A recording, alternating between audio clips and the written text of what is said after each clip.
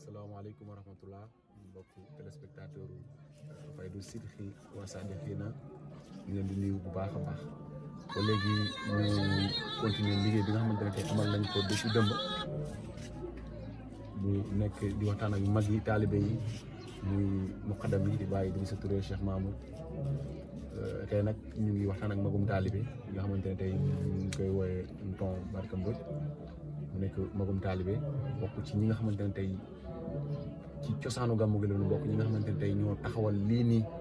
maanaam bu ñu ko dindi woon ci lii nii dinañ dindi un membre fondateur te nag ñu bëggoon aussi mu waxtaanal ñi ñoom ñu doon dundee gàmmu yu njëkk yi nan lañ doon def ba taxawal lii nii ak jafe-jafe yi ñu doon rencontré ndax aussi ci seen ngëm-ngëm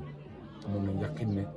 fii mbir mi toll ni dafa toll ñu fàttali aussi ñu ngi ci 31e édition gàmmu Ndiaffate bu koy amal tey incha allahu rabbi. Assalamualaikum warahmatullah. Man la Barka Mbodj comme nim ko waxee bokk ci ñi nga xamantene li ñu fi boole tay moy gàmmu gi bokkon nañ ci ñi nga xamantene ñom ñoo jitu ci diko organiser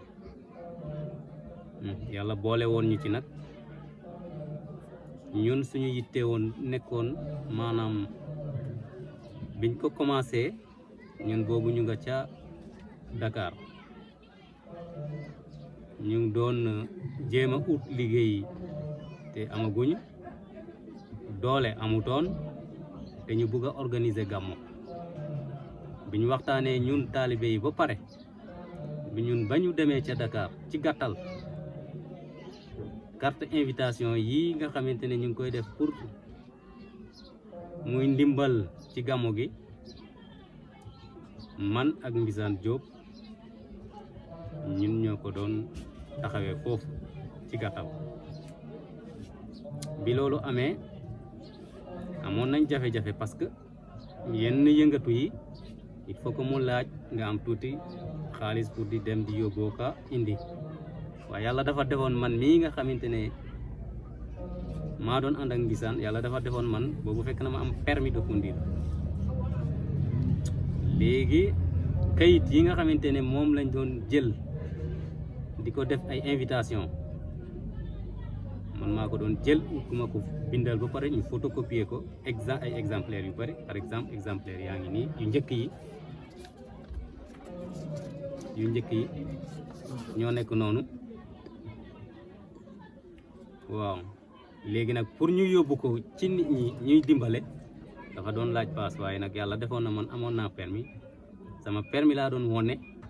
dugg ci car rapide yi ànd ak Mbisaan ne leen ñun chauffeur lañ dafa am ay soxla yu ñuy doxi rek moo tax ñu dugg ci oto bi noonu lañ doon wéyee daal di ci gàttal di jottali enveloppe yi boo yàlla def ñu jottali liñ jottali yëpp ci gàttal buñ demee ba gàmmu gi des tuuti it dañuy defaat nañ defoon pour récupérer gàmmu pour récupérer waat enveloppe yooyu nag lañ doon jël indi ko boole ko ak ñi nga xamante ne ñoo desoon fii Ndiaffate